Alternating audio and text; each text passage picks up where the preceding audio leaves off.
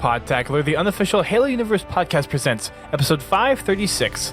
File Browser is back, recorded on April 28th, 2016.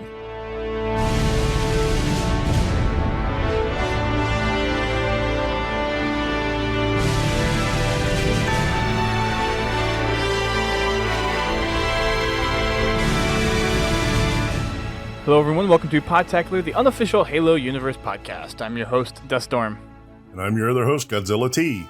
And we're here to talk about some new Halo stuff, especially since Super Slayer, or Super Fiesta has been out. There's lots of cool, fun stuff to talk about there, and some new content updates, including a working file browser. And then we also have another campaign mission that we're going to cover in this episode. And again, we are bioless tonight. We're just going to be kind of having a short show, and we'll probably have another one. We'll probably do a double show this weekend, but we're here, we're talking about a couple of new things, and hopefully trying to wrap up the campaign stuff here pretty soon, because we know people want to talk about lore stuff, and people want to talk about what the end of Halo 5 means, and we need to get there before we can actually do that. So we've kind of been putting the campaign on the back burner a little bit. Well, we've had some good podcasts in the meantime. So We certainly have. And those are opportunities we definitely could not overlook. Right. And there are plenty of other opportunities that hopefully we'll be able to get through. And there is a couple other possible opportunities coming up with some other special guests. Hopefully we can get that squared away here pretty soon. But let's go ahead and jump into some things. First of which I think is a huge benefit to everybody is a file browser. Yay! Yay! Thank the Lord. I know. Everyone has been asking for this for such a long time. I think mostly probably the forgers. Definitely. And the people that run custom lobbies a lot. Because now, AKA you. Yeah. Well, yeah, not just me. Believe me, I love it. It has cut my friends list in half, and I can actually use my favorites for my favorites and not use it for the forgers so I can keep track of who's who. But anyway, I've already started using it, and I'm loving it. If I see a YouTube video or something of a map that I like, that I want to bring into our game nights, I just click on the link. Yes. And when I get home, it's sitting there waiting for me. Now, if they could just so much better fix the bug with the game types, then we'll be good. Fair enough. But hey, at least we have something that works as a file browser. Oh, definitely. And you can truly browse. You can browse by gamer tag. You can browse by type. And I think you can do just a general search term like on the name or the description, right? Yeah. Yeah. It's a pretty wide search box, search field that you can search through. So I don't know how wide the search box has to be, but well, I meant for maps. Right. It's not Google. Correct. But it does a really good job. I've played around with it a little bit. They have the download counts on them, so you can see how many times they've been downloaded. They generally list the top downloaded right there on the front page before you start actually searching. I was going to say, I thought I saw like a top list of some kind in there. Yeah, there is. See. Yeah. Awesome. And there's a lot of forgers there that you will recognize at the top of the list. Yeah, I've noticed a few, which is awesome. And I think for the films too, like if you do like Xbox Record That or do another game film thing, you can actually see that in your file browser as well. So you don't have to go to xbox.com or Xbox DVR to actually pull that stuff up. It's actually available in the file browser on Waypoint. And that's been pretty cool. Yeah. I've been farting around with it a little bit. Unfortunately, at least on mine, it doesn't pull your bookmark films. No, so it doesn't pull the files themselves, but like if you actually have gone in and done a recording, those will come up because all the recordings have a meta tag associated with what game it's recorded with.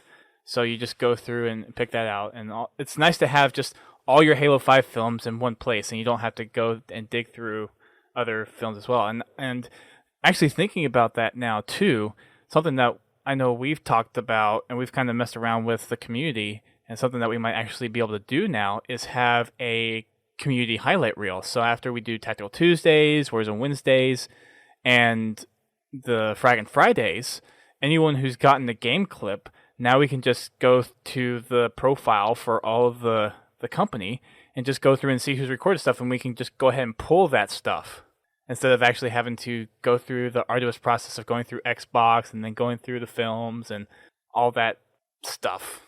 It makes things a lot easier, basically. Yeah. It looks like we'll have to wait to a little bit longer on being able to pull a film right off Waypoint.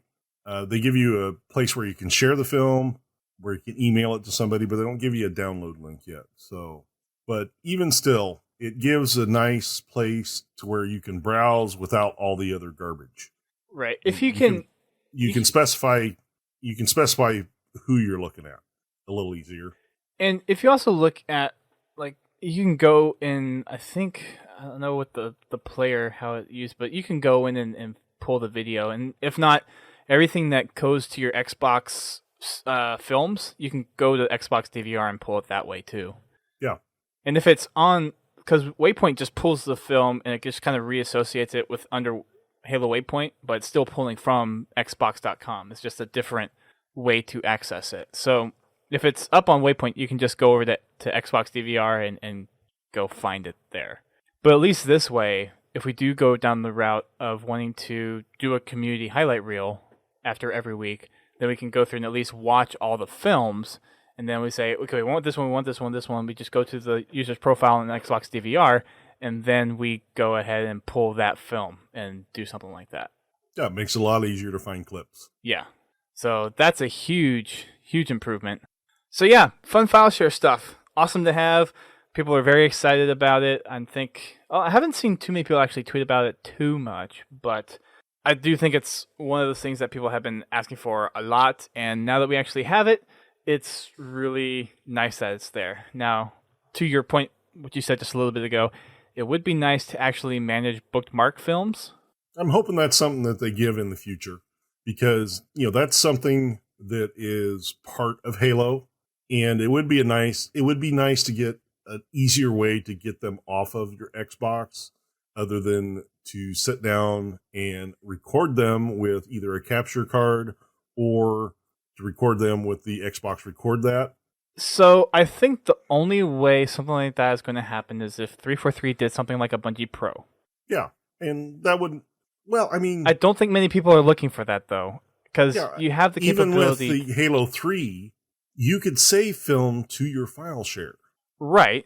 Which basically just recorded the data from the game, and stored that, and then when you watch the film, it rebuilt it, and you could watch it on the website as well. No, you couldn't. I thought you could. Nope. That was only if you exported the game with Bungie Pro. But even still, that's not that simple.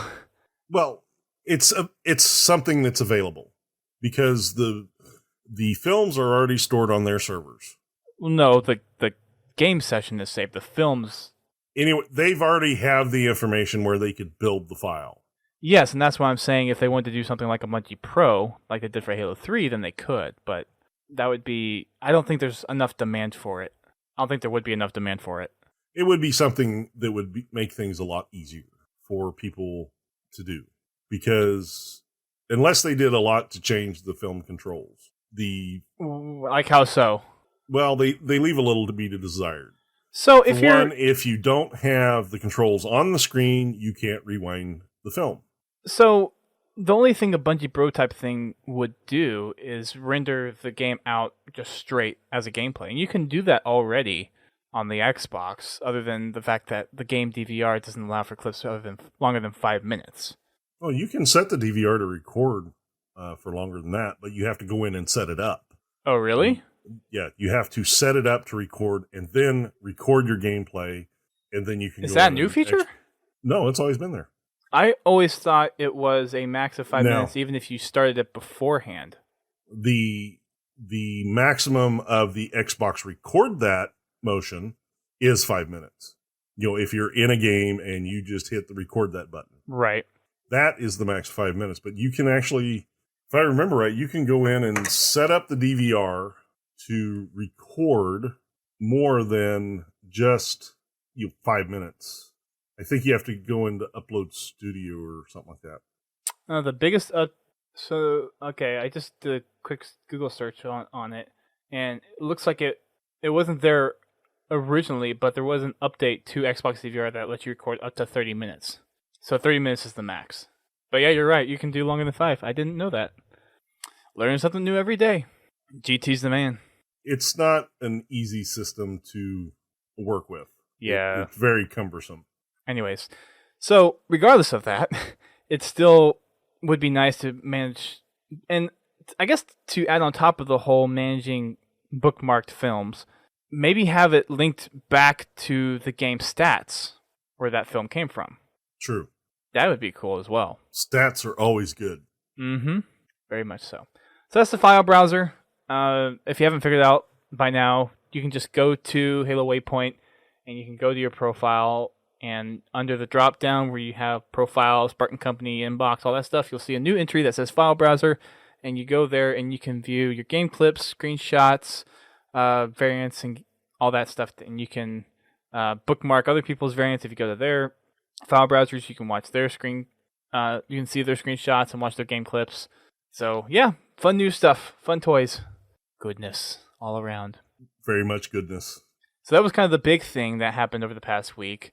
We do have a playlist that's actually been out for a while, and since we didn't do a podcast last week, since I went to PAX, yay, which we'll actually have another podcast about that next week, because they had the PAX East qualifier, because I guess I'm going to divert a little bit here, from the HCS Halo World Championship that took place last month in the middle of March.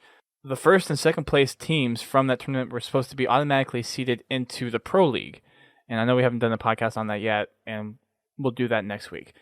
But the second place team, which was Team Allegiance, which the team NATO was on, they completely dissolved. There was no one left on the team. Like, everyone went their own separate ways. And everyone that from that team that went into different teams, those 4 teams got invited to PAX to play for that second place. So I don't think there was any monetary reward specifically for this event. I think it was just to be placed into the Pro League. So CLG was automatically in there because they won. And then the winner from this past weekend, which was Evil Geniuses, go my team, they got placed in there as well. So they're automatically into the Pro League. And then there's a few other events coming up. There's a online qualifier. There's another LAN tournament that's going to be a qualifier for it as well. And then there's going to be an open qualifier that'll be open to everyone later next month. So went to PAX for that, saw that. That was all Sunday. Lots of good games. Arguably, some of the games were better than the games that we saw at the World Championship, believe it or not. So that's why we didn't have a podcast last week. So over the last week, though, we've had a new playlist in the arena side called Super Fiesta, which is Warzone rec weapons available to be randomly given to you at spawn. So instead of actually, it's all Warzone weapons. Yeah, you can. They're not just rec weapons. You get the loadout weapons are there as well. Right. Yeah. Just wanted to clarify a little bit. Okay. Yeah. Anything and everything that you could get in Warzone, you could get in this, basically. In it? It's hectic, and it's crazy fun. Oh, it's a blast. I've gotten several of the Tartarus Gavels. I've picked up wrecks that I had never even touched before. I got my hands on a Norfang for the first time. I still haven't picked up a Norfang. I've got one. What is that pistol? The Whispered Truth. The Whispered Truth. I love that thing. That little pistol, jeez, it is, for being a burst fire weapon, it is absolutely awesome to work with. Is it? You get this. Oh, yeah. I've only used it a couple of times. I've gotten it several times, whether picking it up or spawning with it. And almost every time I've gone on it or gotten it, I've gone on a spree. Wow. It is a beast of a pistol. I almost want it more than I want an answer. Almost. Really? An answer is hard to beat, but that is a really close second. Because the Whispered Truth, it's a silenced pistol, and it also gives you a speed boost. Uh-huh. It really surprised me how well I played with it. because I generally don't do well with speed boosts. Matter of fact, whenever I get speed boosts, I generally just sell the Rex so I can buy more cards. I just don't have the coordination to run at a faster pace like that.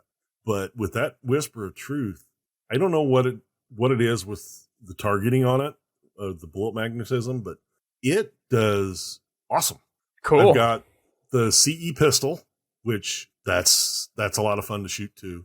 I'm glad it's a higher rec than what I originally thought. What's it, a 6 or something? I believe so. Well, it's a 5 or a 6. It's a 3-shot pistol. It better be a higher rec. But it's Blaze of Glory. That one's fun.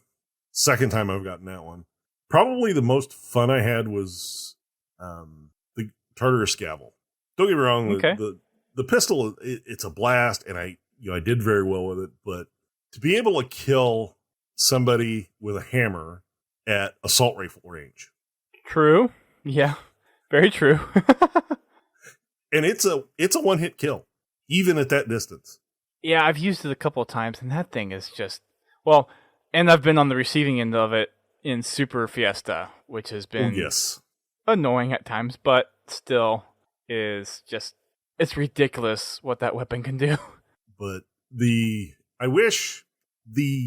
I got more of the standard weapons than I did get the rares or the legendaries, which, I mean, I understand that they are the more powerful weapons, but I was getting, for every legendary I got 50 regular loadout weapons or common weapons, put it that way. The regular rocket launcher, or I got tons of standard railguns. Yeah, I don't really know which weapons specifically are legendaries other than the Prophet's Bane and the Nornfang. I saw the Prophet's Bane twice. I've spawned with it, I think 2 or 3 times already. Of course, by the time I'd see it, it was a little late. Because you're getting sliced and diced with it? Yeah. It was on the death cam. Yeah. As he dissolves away. Fair enough, yeah. But I've really enjoyed it. It's great for weapon. It's great for weapons commendation. I've pretty much have just about every single weapon to either level 4 or level 5, and a lot of them maxed out. My last rec pack opening was commendation after commendation after commendation. Yeah, I saw that. I opened like 36 packs, and the majority of them were commendations. Dang, that's a lot. Oh, it is a lot, and it's a lot of fun. And speaking of commendations, not to divert too much, our company's been actually doing some work on our company commendations. We now have 10 out of the 31 required for the Achilles armor set, or the armor, not the helmet, but the armor. And we actually have one almost to level 4 completed. Cool.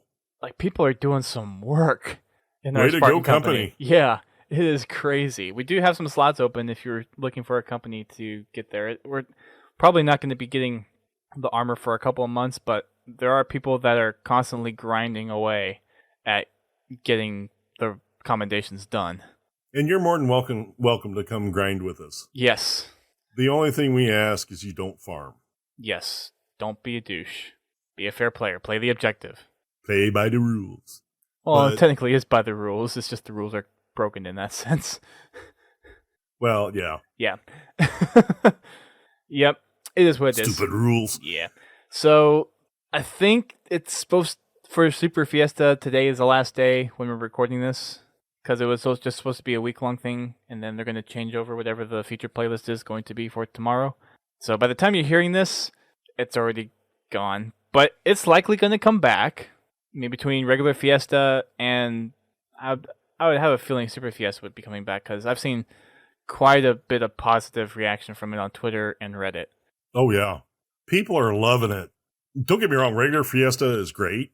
And if I remember correctly, didn't I see a post where they've added the Super Fiesta and regular Fiesta to the Strongholds and Capture the Flag game types? In the ball game types? They added normal Fiesta. I don't think they added Super Fiesta. I think it was just normal. I know they added normal to the Strongholds, ball, and Capture the Flag, the objectives, but I don't think they did Super Fiesta. Well, that'd be sad. Yeah, Fiesta Stronghold, Fiesta Capture the Flag, Fiesta Assault. It'd be you could do some pretty interesting Fiesta stuff with the ball game type Oh, yeah. I just wish they'd give us Super Fiesta. as a custom. Yeah. That would be pretty cool. Well, with the recent game modes, can't you save those from matchmaking, or can you not? No, they don't have a recent played list. Dang. Okay. Like every other Halo game in the past? Yeah. Oh, gosh. So, another little side tangent. Halo 5 technically turned 6 months yesterday. Woo! Woohoo! Woohoo! And I still plan to do this, but I was planning to release a 6-month synopsis or analysis of what Halo 5 has been to release yesterday. But, of course, life got in the way. So, it might be next week before I get to pull that all together and actually release something. But I just kind of wanted to put my own thoughts about how Halo 5 has been over the last 6 months and kind of give it, like, seeing what kind of contents come out and their plan for it, kind of evaluate how Halo 5 was at launch and how it is now and stuff that they need to work on or what I think they could work on for the future, that kind of stuff. So I'm planning to still do a write-up on that and get that out there at some point.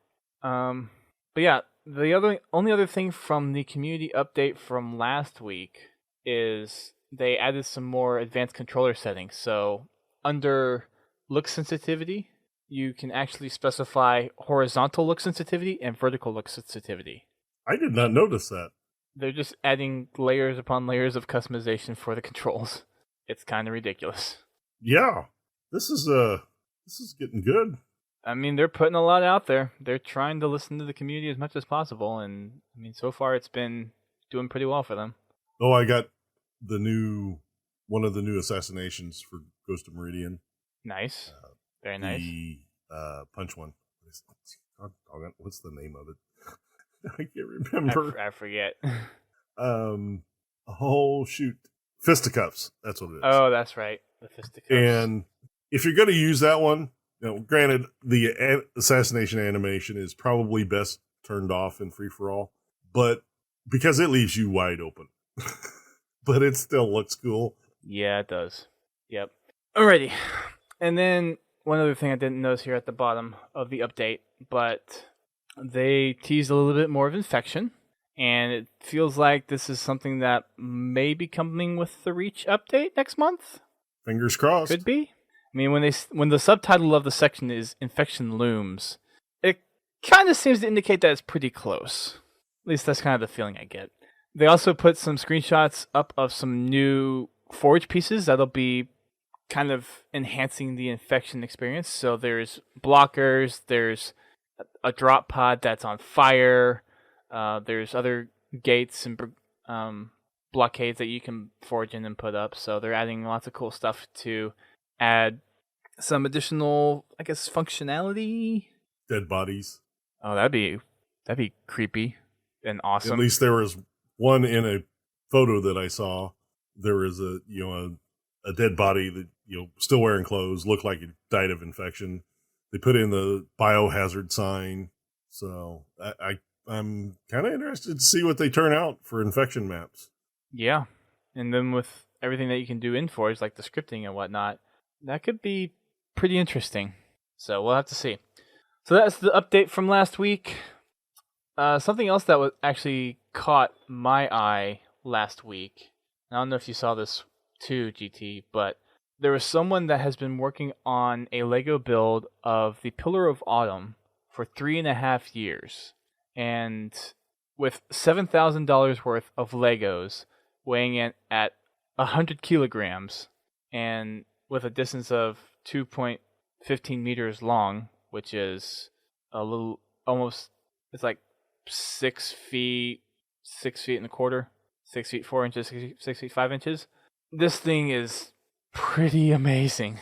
I found a video on YouTube about somebody that had built a Pillar of Autumn. So so this is somebody doing a new one? Yeah, this one's different. I think I know which one you're talking about for the Pillar of Autumn, but it was a different build. This build was ridiculous. Yeah, I don't have the patience to do that. For 3.5 years? I mean, I'm doing good. I'm doing good 30 minutes. Well, some of the Mega Block sets take almost a day. Yeah, I know. And I still want to buy. I still want to buy a Scarab, but I really don't want to put it together. I have it. I'm planning on putting it together at some point. You have a couple of sets I'd like to have. This summer is going to be build streamception. It's going to be a lot. A lot of fast forward button. I have a closet half filled with Mega Blocks. That's a lot of Mega Blocks. Yep. So I will put a link to that either with the show or maybe I'll end up actually making a post about it. I don't think I actually did on the website yet. I've been behind on posting a lot on the website. If anyone's interested in writing for Podtacular, we could really use a writer. I'm just going to go ahead and throw that up now. Podtacular.com/apply if you want to help out with anything. We could really use the help. Anyways, off that tangent. So yeah, 3.5 years, 3.5 years, $7,000 worth of Legos, weighing in at 100 kilos and almost 6.5 feet long. The Pillar of Autumn in stunning detail. And there actually is a video of this, and wherever they presented this, it was at some build convention of some kind, so I'll have to try to dig that out. But this thing is crazy intense, and it's, yeah, just a marvel. So the marvel is watching them move it. Oh gosh, yeah, putting it piece by piece together. Well, I'm sure it's built in sections, but everything's delicate at that point, though, with how big you're moving stuff around. Exactly. Yeah, moving a chunk of a 2-foot chunk of it. And putting it in its packing to ship it somewhere. I bet you he's got the pens on. Yeah. So we'll link to that either in the episode post on the website or in a separate post that we'll put up at some point. So that is pretty much all the kind of Halo and community stuff that's going on that I can think of. Was there anything else that you're aware of, GT, that happened over the past 2 weeks? No, the only other thing, and we've already talked about it a little bit, was the Warzone Firefight beta. Yeah, which is a lot of fun. It was, oh, jeez. Bring it back. Next month. I saw someone on Reddit talking about doing Warzone Firefight Turbo. Oh, jeez. Which kind of defeats the purpose of Firefight in the first place, because the whole firefight is supposed to be kind of like an increasing difficulty thing. If you're just mowing down enemies to start off with, it's not really like a competitive thing anymore against AI. Well, if they would buff the AI health to match, then it could be a lot of fun. I could see where people would burn through a lot of wreck. Oh, yeah. I mean, just regular Warzone Firefight, I was burning wreck left and right, and not just randoms. So I was starting to do that at the beginning of playing Firefight, and then it finally kind of dawned on me, wait, I need to save wreck, like the big important wrecks, just for the end, because a lot of the time I can pick up some smaller weapon stuff and pick up what other people call in. Mm-hmm. And not have to waste my wreck, because I really want to save some of that wreck for actual Warzone when I really, really need it. No, when they release it, you probably won't find me in regular Warzone at all. Unless it's a custom game night.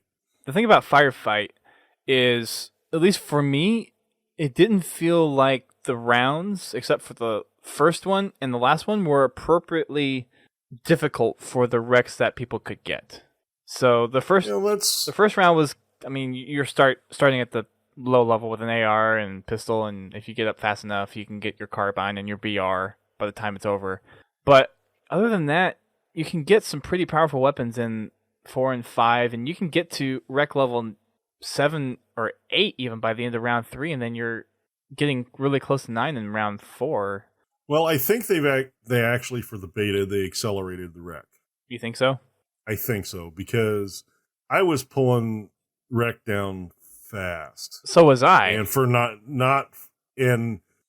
for what I would consider a equivalent level of kills. So I think they actually had the wreck turned up, like they did when they were showing Warzone around before they released Halo 5. Yeah. Just so you could get up there and you could get the bigger wrecks and get to use them. At least I hope. I mean, the last round was fine because it was the mythic ones. You had to put a lot of firepower into them. And there were a few games that I did lose. Oh, yeah. Heck, there was a game I even lost in the third round because I just had stupid teammates. I went in solo. I lost one game, final round, with the Wardens, the 3 Wardens. But most of the rounds I lost were actually defending that stupid garage. Yep. That was the 1 round 3 I lost because people just didn't know. Just, you gotta defend the garage.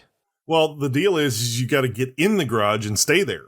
So controlling the top, even in normal Warzone.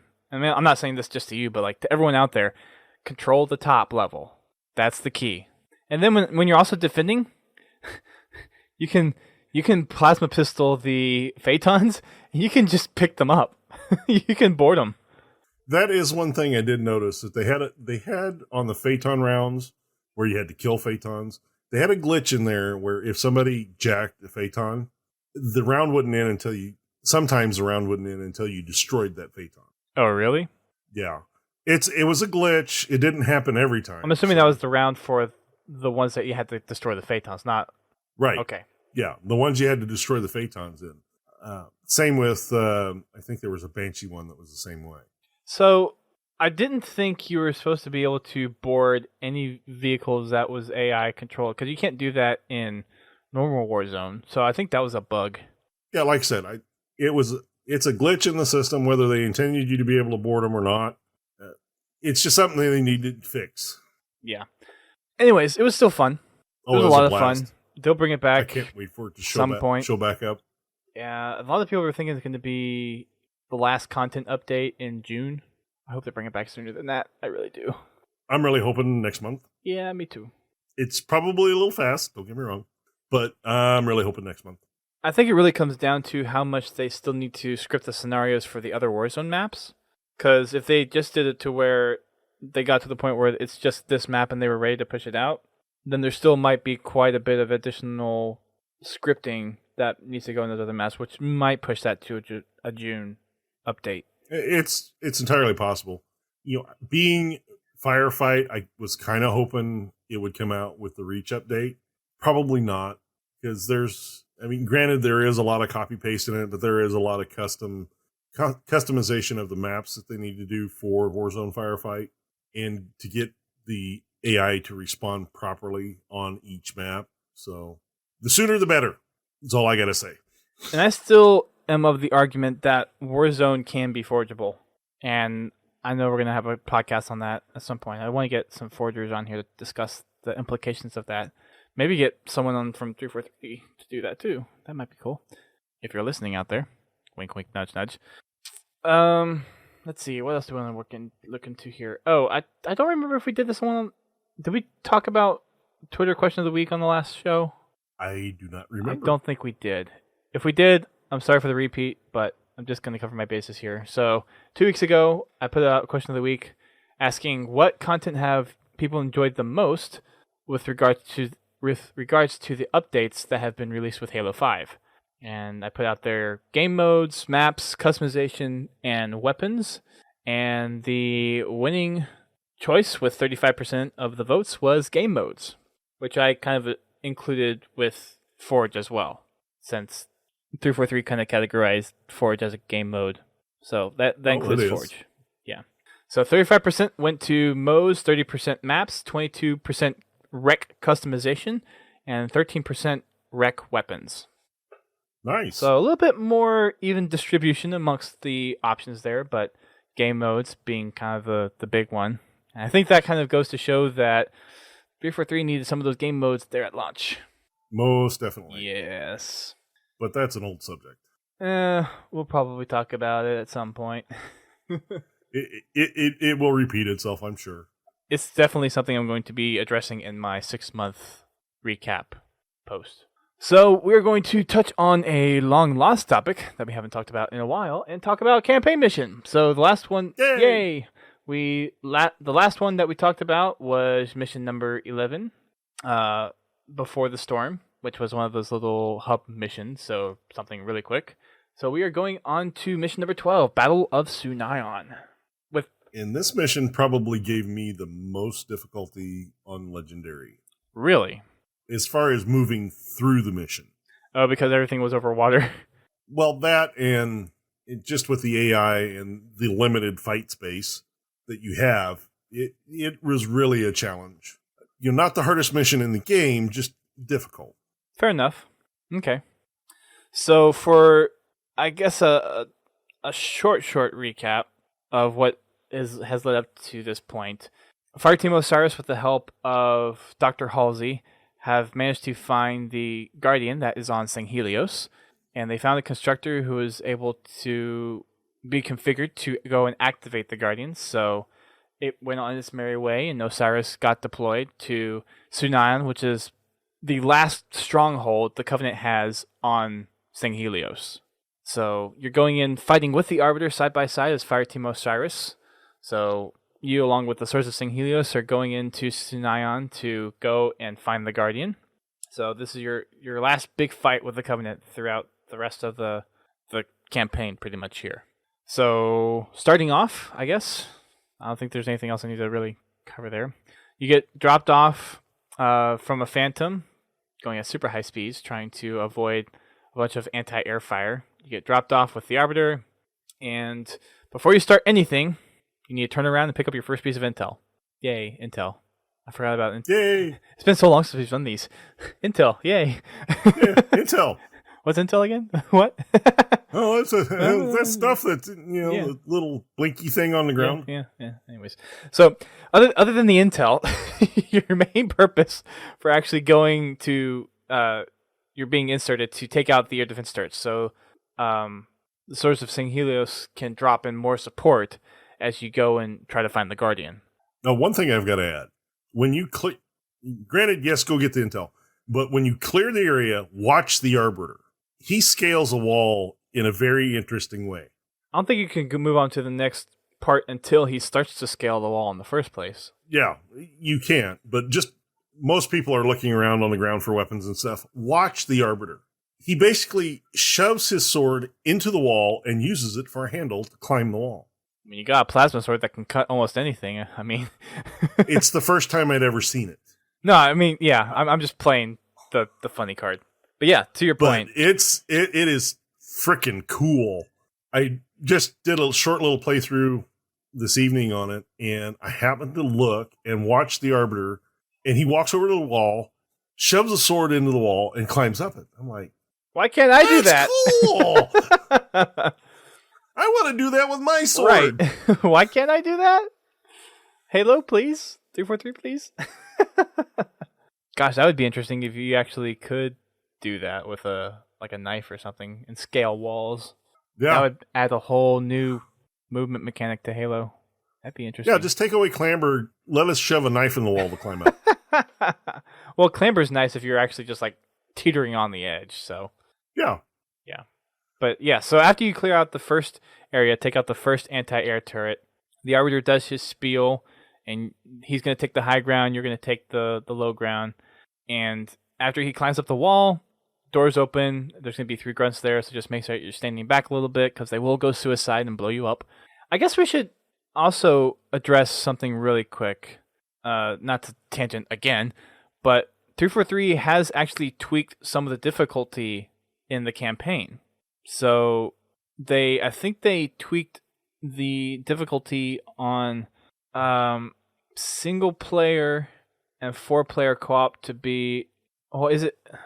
Well, they adjusted across the board. Yeah, but on some of them they went more difficult and some of them less. I think the one thing I found interesting is they made Legendary harder for solo. Yeah, it was solo, and I think 4-player co-op they made Legendary harder, but then they made 2-player and 3-player co-op for Legendary easier. Right? Does that sound right? Yeah, it was a weird mix. They made one harder and one easier, and it was totally opposite from what you'd think they should do. Well, I've heard a lot of people complain about 2-player Legendary being the most difficult Legendary you could play. True. I can understand that, but I heard a comment about 4-player co-op, and maybe it was 2-player co-op they changed the difficulty on, but they increased the difficulty on single player, and then they increased the difficulty on 4-person, 3 and 4-person co-op for legendary. Because honestly, most of the game, as long as you're not hunting certain achievements, 4-person co-op is pretty easy on legendary. Yeah, so I just pulled up the GameSpot article. They reduced 2-player difficulty slightly, increased single-player difficulty slightly, made warden attacks a little bit easier to dodge, particularly on lower difficulties. Face beam tracks moving targets less accurately. Gravity bomb has less homing. Melee attack has slightly less range. Made the warden slightly easier to kill from the front. Reduce AI focus turret damage output. Reduce AI storm rifle suppressor and light rifle effectiveness. Increased AI plasma pistol, needler, and beam rifle effectiveness. Added a tackle animation to sword elites. Increased elite officer, and soldier officer durability. Reduced soldier BAMF frequency. I guess the BAMF is when they do a little teleport warp thing. Okay, yeah, that makes sense. Killing a crawler now deals an area of effect damage to all nearby enemies, softening them up or killing them outright. Reduced frequency of squad AI getting killed while in a gunner's turret in a player vehicle. That's handy. Yeah. Made being killed by an attached plasma grenade non-revivable. That's fair. Fair enough, yeah. Increased AI special ability chance with higher player count in co-op games. Example, plasma pistol overcharge, grenade throw. Increased AI promotion chance with player count in co-op games. Yikes. More difficult. In other words, they turned on the mythic skull. Yeah. And then you can still turn on the mythic skull. And then the first player to press the call for help now has priority. That's good. For AI. Yeah, I've come across some instances when I was playing co-op and I'd go down, I'd hit, the help me button, and then my partner would go down, and because he was closer to them, they went and revived him first. So. Still, it'd be nice if maybe they fixed this and then it's just one of the minor patch notes, but have the AI run to where you are, not just walk over. Yeah. Because that's I'm in trouble. This is not a leisurely stroll. No, it's painful. I need help. Come pick me up, please. Yeah. Anyways, I wanted to deter from that because we did forget to mention that earlier, and it is something that did get updated, so it's important to note.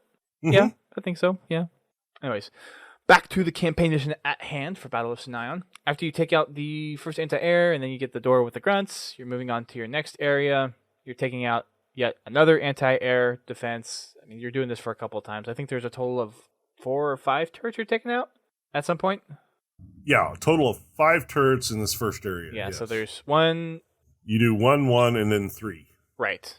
Yes. So after you go through these first set of doors, there's going to be a second set of kind of doors that you're going through before you get to the second anti-air gun. Once you take that out, go and hang a left, and you're going to find a room that you're going to find your second piece of intel in. So you'll see an inner room that has stairs and has grunts in it.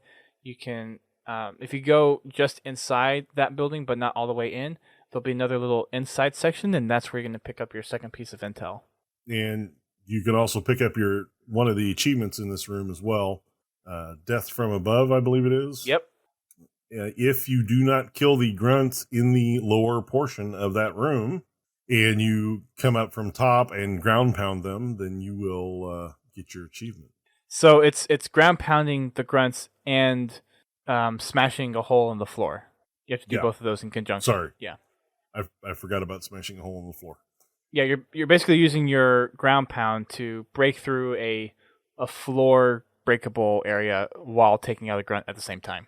Which is fun. Oh yeah, and this isn't the only place you could do that. And for me personally, I actually prefer the next area, but this one works just as well. Yeah, it's early in the mission. You can get it out of the way. Yep, pretty much. So after you get through that section, then you're going to come up on the final above ground section before you head underneath, and that's where you're going to find 3 anti-air turrets. If you're playing on co-op, it's probably easiest to divide and conquer, doing pairs, because the first one that you're going to need to take out is right in front of you. there's a little center area which you'll be able to take out the turret. And actually, are there actually 6 turrets? Because I think there's a... No. Well, total? Yeah. You've played it more recently, so I'll trust you. Never mind. I thought... no, there's 5 turrets in this first area, and then there are, I believe, a couple more towards the end of the mission. No, hang on. There is 6, because, yeah, you do 1 that is in the area where you have the... When you first spawn in. And then the second one between... right before you go to get the second piece of intel, and then there's a third one before you enter the final area. Because the third one has it where it has that bridge that all the jackals are on. So yeah, the third one is actually guarded by a lot of jackals. And that's where you actually get to pick up a carbine if you want to use a carbine, because you don't really have much place to pick up any more BR ammo. Yeah, you've long since run out of pistol and BR ammo by this point. Yeah, so it's definitely, at least from my point of view, it's definitely a good thing to pick up a carbine, and then if you're able to find a plasma caster, pick that up, or not using. I personally like the needler. I know not everyone likes the needler, but you could do a carbine plasma pistol combo or carbine plasma rifle combo, whatever works for you. I like the carbine needler combo. That's my favorite, and I'll do plasma pistol if I'm going up against a bunch of elites that have shields. Then plasma pistol, sometimes I'll go that route if that's kind of the more abundant weapon available, because there's just so many grunts with plasma pistols. Oh, yes. So many grunts. They're everywhere. Yeah, there's plenty of them to go around. So after you take out the third turret, you're going to be moving into this final section. There's going to be a turret right there in front of you on the lower ground, and there's going to be a turret over on the far right, and the generator for that one is off kind of on the opposite side of the pillar that the turret's on. And then there's one all the way up on top of the building on the left. And the 2 on the right are pretty easy to take out. It's a good idea to go ahead and just take out as many enemies first. So if you're playing co-op, best recommendation from me would be to have someone that is focusing on taking out elites with plasma pistols, and then having someone else just taking out jackals and grunts with headshots, and then trying to clean up elites as some other people are plasma pistoling their shields away.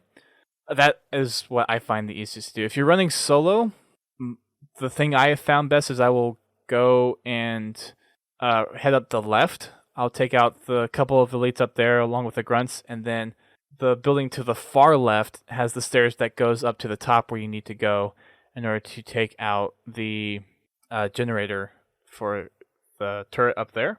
And then just go ahead and try to clear everything else out from up there, because you have the high ground advantage. Yeah, the one thing you have to watch on that high turret on the right, there's a shade turret there as well. So. Yes, there is. And he will turn around and make your day painful. Very quickly. And as you're going up to the left platform, also be careful with the invisible elites.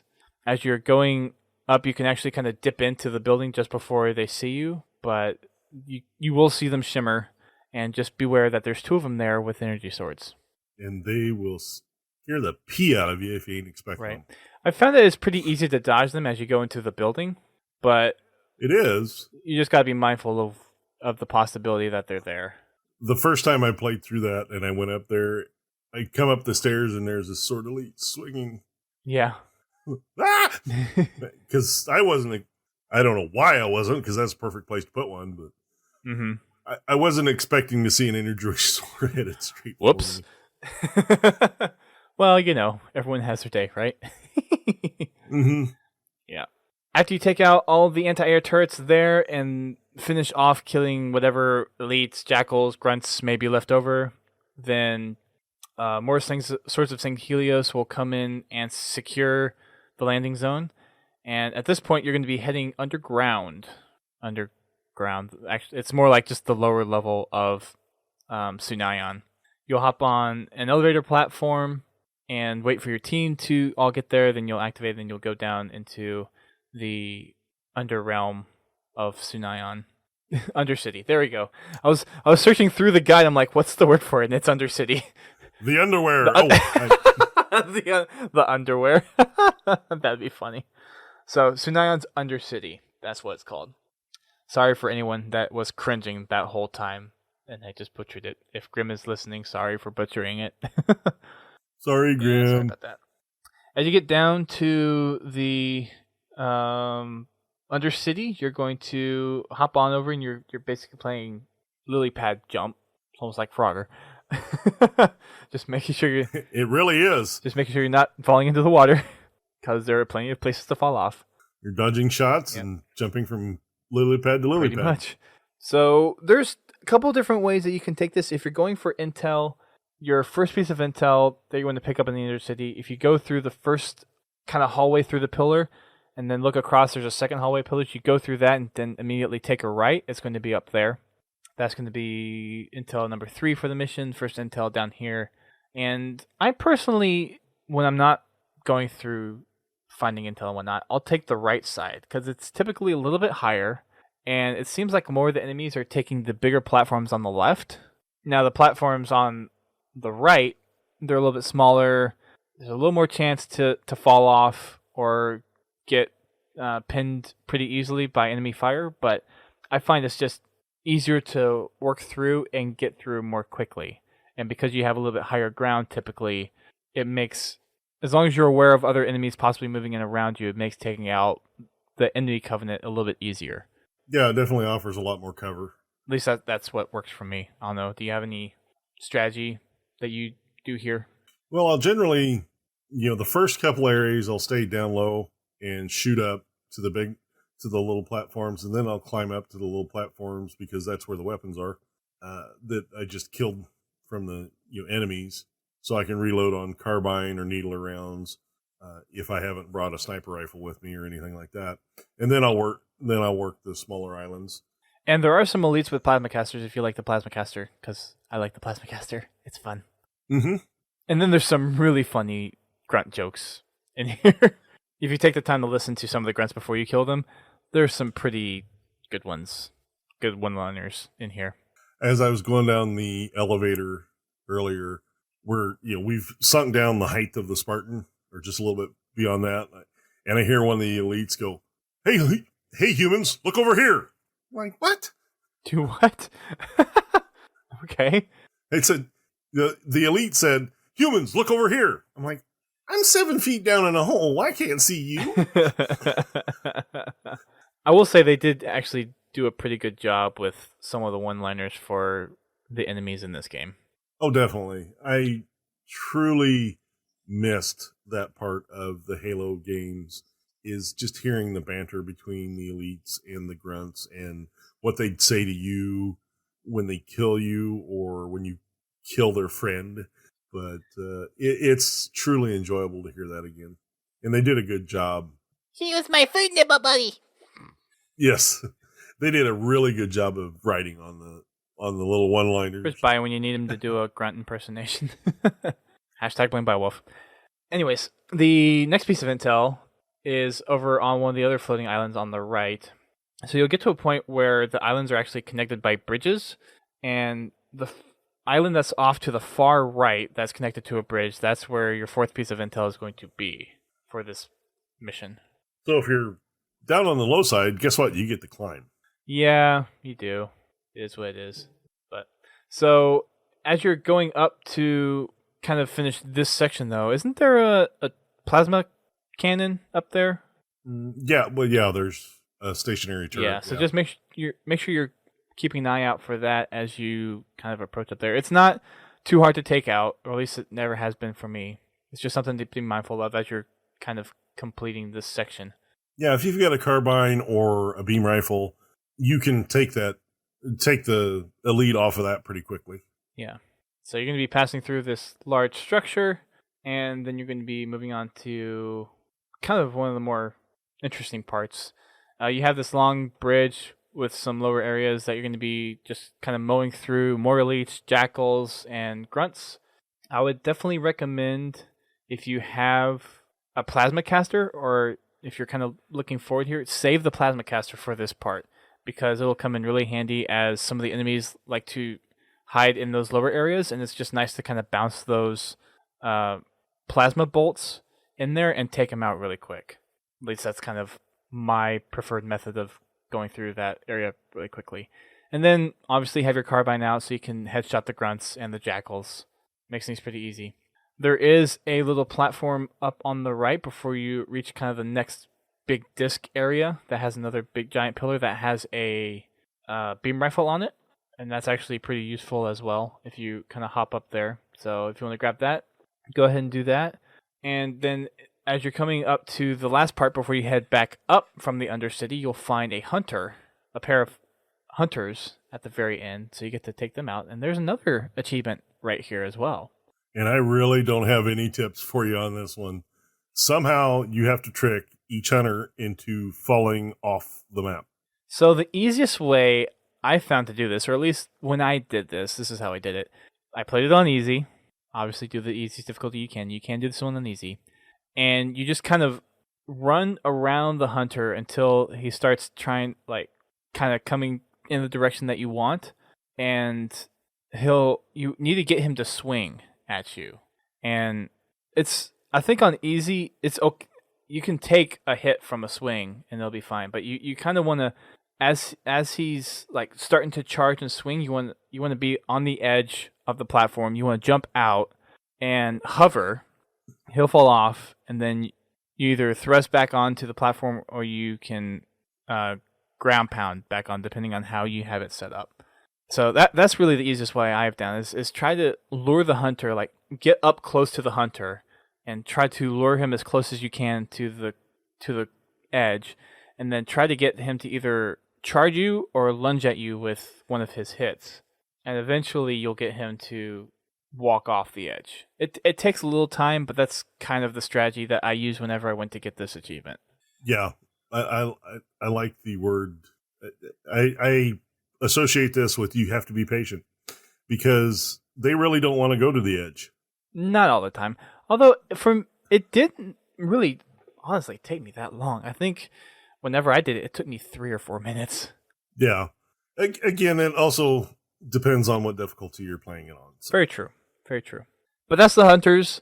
Other than that, if you're going through on Legendary or any other difficulty, you can kind of get into a good position to take them out really quickly. So you'll actually see them drop in. And if you position, you can sprint yourself up to where the elevator is. And if you can get behind them, you can actually get a lot of shots on their exposed area before they actually turn around and fight you.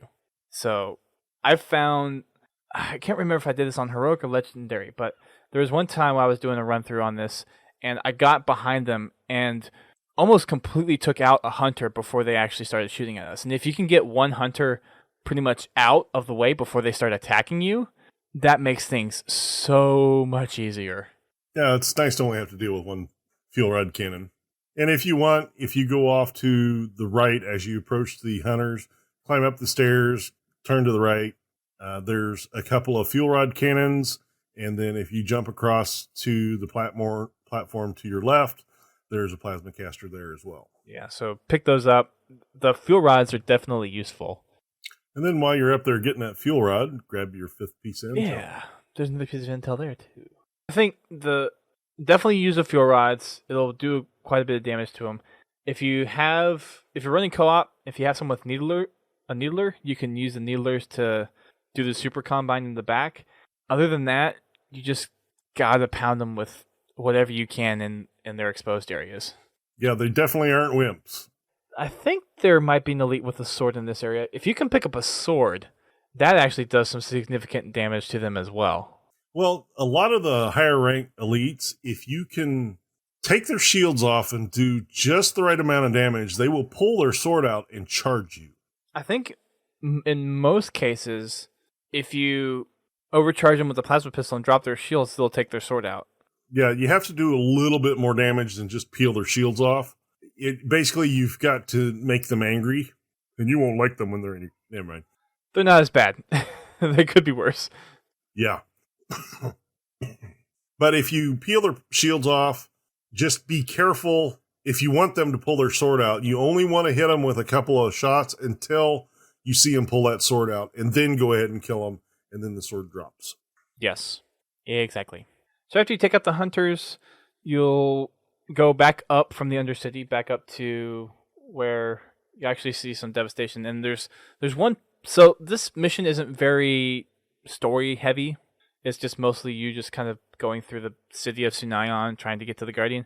But there is one point as you're going up the elevator, and it's the Arbiter saying or telling you when you see the chief, give him my regards.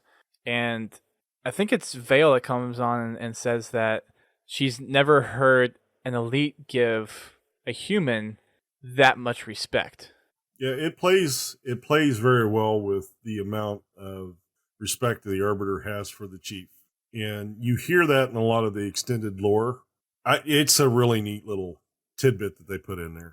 I'll have to explore that a little bit later, but that's kind of like, that was one of the big, like, that's a really cool moment in this mission. Like, for a mission that is very story light, that was just really cool to see that in there. It's like, yeah, Arbiter really regards Chief as a, like, they were mortal enemies before, and now they're like best of buds. That's just really cool. As you get back up to the Overcity for Sunaion, you'll see a bunch of devastation there. There's a piece of intel off just to the right after you get out the elevator. And this is actually the part that we saw in the E3 brief back in 2014, where we saw the grunt that committed suicide with the plasma grenades. I forgot what the line he said. If Bio was here, he'd remember. But you get to do that whole little sequence that we saw at E3. So, and I like how in the guide that is the hashtag intel. I think that's just they forgot to put the number there. I just always thought that was funny. The hashtag intel. It's not number 6, it's hashtag. Or the number sign, or the pound sign. Or the number sign. Yeah, pound sign. Yeah. Anyways. So you get to go run through this little part, and you'll see the Guardian that has come out of the water and starts to do his song and actually knocks down the bridge. So you do this little action sequence that we've all seen before. Run across the bridge. You run into another section where you have a pretty much destroyed building. There's a bunch of destruction everywhere. You'll find another piece of intel up on the top level as you're kind of coming up through the building. It's the building that you jump to after the bridge kind of collapses beneath you.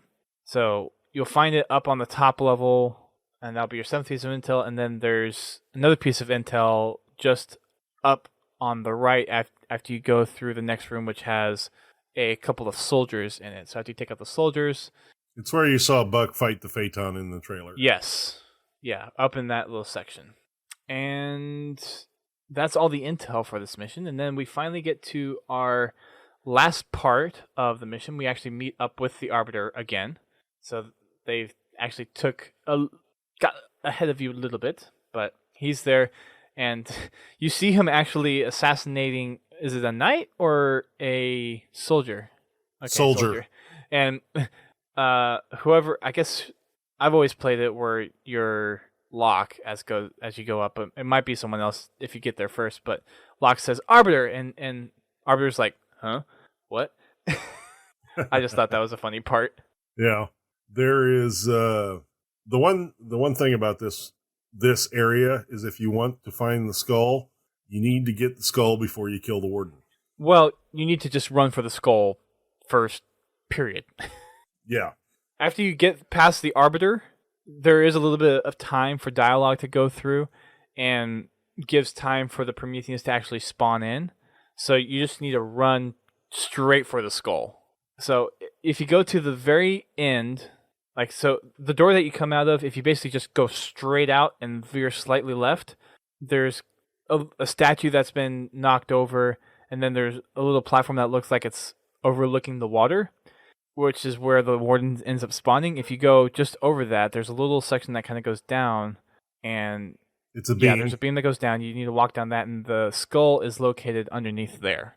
It's kind of buried in the building a little bit. You can see just the face of the skull and a little bit of the top of the head, so you'll have to look pretty closely. Yeah, and it's the cowbell skull. Needs more cowbell. More cowbell. But there's plenty of weapons in here. Lots. If you go off to your right, there is beam rifles, a fuel rod, 2 fuel rods, sorry. And if you go around the corner from the fuel rod a little bit, you'll find a incendiary cannon. Incineration cannon. Or an incineration cannon. Fumble words. Words are hard. Yeah, fumble word. And then, of course, you've got the crawlers and knights all drop-in weapons as well. I find the suppressor very handy. I wholeheartedly agree. And there's lots of suppressor in this area. You know what else I would recommend? Splinter grenades. Oh, especially on the knights. Don't waste them on the crawlers. Don't waste them on the soldiers. Use them on the knights and the warden. And be mindful of the warden. Whenever you're not shooting at him, make sure you've got something between him and you. Or his face beam will wipe you Face out. beam or gravity ball. Either one. Yeah, the gravity ball. And I found that if you watch him, he charges up that gravity ball. When he fires, let it track you for a little bit and then go behind cover and step back, and it will drop down and hit the cover and not hurt you. But don't be right on top of the cover because it does have a splash damage. Yeah, you want to move back from the cover, but you want that to start tracking you so it starts to drop and come down to your level. That way it doesn't go over the cover. But just, step back from the cover a little bit and then it'll hit there and you won't be harmed. But just be aware of the warden. Yep. One other thing I would note too is that when I was playing solo, I went down quite a lot because the warden takes a punch. Oh, yeah. To take out. So it's okay if you go down. You just got to be mindful of where you're going down. Yeah, try to die. Try to go down in an area to die. Where just try to die. Your AE, the AI can get to you and still have a little bit of cover. Yes. Because the funny thing about the AI is all three of them will come over to help, and none of them will continue shooting at the enemies. At least that's what's happened to me. Well, in a sense, it's kind of better for you. Yeah. Stay in places that they can naturally get to. Like if you're up on something, like up on a building or something, and you get downed, they won't make it to you in time. When they have to climb, it takes forever for them to get to you. And command the heck out of them. I would have them focus on the bigger guys as you're taking out some of the smaller ones, and that'll help out a lot. And then just smash that "Hey, I need revive" button whenever you actually do go down. That's kind of the best way I've found. It's because I went down quite a bit, but it was never in a point where I couldn't get the AI to come and help me, or at least it didn't happen very often to where they couldn't come and help me. You just got to be mindful of, hey, you're likely going to go down after you clear a certain amount of enemies, so just kind of be mindful of where you're going to be and make sure that the AI can come and pick you up, or the warden's not going to immediately pick them off. Well, the area like where you go up to get the fuel rod and the incineration cannon, yet you have cover there, but get the stuff and get out. I don't recommend being up there. Don't go up there and try to hide behind the crate, and because you'll get waylaid either by the warden or one of the crawlers. I would say almost play midfield. So where you come out from the door where you meet the arbiter and where the warden is, play midfield. Yeah, that's where I tend to work because there's plenty of cover there. There's plenty of solid cover that you can hide behind. So if you get downed, the AI will revive you relatively quick. Make sure that you keep the AI close to you. It's fine to command them to kill an enemy, but don't send them all to kill a knight when there's 500 crawlers right in front of you, because they will run past all the crawlers and go to the knight, and then they all die. So just use them responsibly. Yeah. And then if you kill them all, then just kind of hang back and try to play the range game. Pot shot the warden. It's a legitimate strategy. So after you defeat the warden, then you are given the opportunity to try to get on board the Guardian. This is where you go into the cutscene. So you get picked up by Palmer, and you're trying to avoid a bunch of fire from Banshees and Phaetons and whatnot. The Pelican you're in eventually gets hit, but Palmer is able to navigate it successfully to give you the ability to drop onto the Guardian, and then you're off to Genesis. Which has the second best opening scene.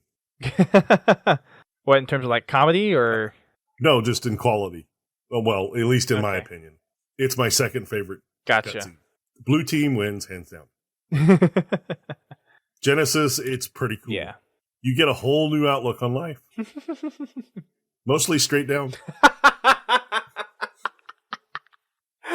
I love the way you phrased that. That was awesome. Alrighty. So that's going to wrap it up for this campaign mission. We'll be covering some of the other ones here in a little bit. We want to get done with these as soon as possible because we do want to have lots of discussions into the lore and what the ending means and all that fun stuff. So that is something that we want to get to, and hopefully we'll get to it here pretty soon. Yeah, there's definitely a lot of interesting theories out there. And we want to talk about them. And we want you guys to talk about them with us as well. So hopefully we'll get to that soon. Next week we are going to be talking about the Pro League, since that is a thing. And we had the PAX thing that happened this past weekend, and I want to talk about that a little bit. So hopefully we can get to that, and hopefully we can finally have Evil Geniuses on. Hopefully. And with that, that's going to end it for this podcast tonight. No bio. I know it's a little bit shorter than normal, but we got through quite a bit of stuff, which is good. And we'll be back probably with another one. We might be doing a catch-up episode for this weekend to go through some of the other campaign missions. So you might get a double whammy for us before our next one. So we'll see if that happens. But other than that, just want to go ahead and shout out the podcast network. Make sure you go check them out. We are part of a group of gaming podcasts, including Critscast, Guardian Radio, The Learning Cliff, Work in Progress, and How to Murder Time. And there's another podcast up there now, and I don't know if it's part of one of the other podcasts. I'm looking it up right now, but I think it maybe, yeah, so it's under How to Murder Time, but there's a new kind of like Minecraft podcast that How to Murder Time has been doing under their feed. So if you're into Minecraft, definitely check that podcast out. And make sure you just head on over there and check out the other podcasts. You can find that at podka.st and find out more over there. And we also want to just kind of remind you guys to make sure you check out our game nights. So if you're part of the Spartan Company, which there is still room available if you're looking to join a company, then we have our Tactical Tuesdays and Warzone Wednesdays, and those typically happen around 9 o'clock Eastern Time. And we also have Fraggin' Fridays, which is hosted by none other than Godzilla T, who's been doing an excellent job with that.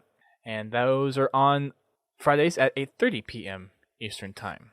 And with the new and improved file share, you can guarantee we're going to have lots of fun customs. Yes, so come join in the fun. Maybe even new ones every week. And then once Race comes out, oh boy, let the fun begin. Have a racing league. That'd be cool. I'm actually looking forward to Race showing up. That would be awesome. I know Duquesne's been working on a lot of race maps, and there's a lot of people out there that are really looking forward to Race. Although there's more people looking forward to Infection. Freaking Reach kids. Well, don't get me wrong. Infection is not my most favorite game type, but the things they do with Infection for a game type, for mini games... For some of them, yes. As long as I'm not playing Fat Kid. Yes, there are bad ones, but I'm not a big fan of Fat Kid either. Yeah. It always seems very unbalanced. No, I give a knock to Infection. It's really not that bad of a game type. It is actually a very versatile game mode that has had a lot of cool things come out of it with Halo 3 and Reach. I mean, one of my most favorite game types from Reach, Speed, is an Infection game type. Exactly. I love Speed so freaking much. Yeah, I can't wait to see that come back. That will make a regular appearance on Fraggin' Friday. They just need to make sure that it's good with the physics of the Warthog. Because the way the physics worked in Reach, it just worked flawlessly. And it was so much fun, and it was hilarious because you had the Warthogs that would be flipping out of control. Well, I played it's not necessarily that game, but it is a game very similar to it. And it seems the physics work reasonably well. Not as well as in Reach, but you still get to the point where you have absolutely no control over the Warthog in any manner whatsoever. It just takes a little bit longer. As long as it's going as fast as it could in Reach, and the Warthogs are flipping out of control as much as they did in Reach, then I'll be happy. Yeah, that's the one thing. I don't think you quite get going as fast. It's still pretty quick, but you're not blinking through the map. You're not flying through like 1,000 meters in 2 seconds. my one of my favorite memories in there is I was one of the last people alive. We had 16 people in the lobby, and I'm just humming through there. And Literally, if I blinked, I missed a lap. That's how fast I was going. And then when you hit somebody and splattered somebody and got like an overkill with the splatter, it was so fun. Oh, I took 10 of them up one swipe. The hog happened to just come down just to the ground, just above it, and it was crossways, and I just. I was amazed that I actually made it through there because I knew when I saw how the hog was going to go through there, I'm like, somebody's going to nail me with a hammer because my hog is like blazing on fire. But I made it through. Honestly, that is my favorite custom out of any custom that's been made for Halo is speed. Because it gets to a point where you can't help but just not almost die of laughter. Yeah, you don't play that game and not just finish, not just start rolling. Because it gets ridiculous. I mean, it's a good thing you can't really control anything because you're laughing so hard you couldn't do anything anyway. And then when you get like a random double or triple, you're like, yes, I got a kill. Oh, good times. Thanks everyone for tuning in tonight. We will be back here pretty soon. Hopefully we will have Bio on next time as well. He had some family stuff come up. So hope he's doing well and hope that everyone enjoyed this episode. We will see you guys next time. Keep on fragging Sunaion.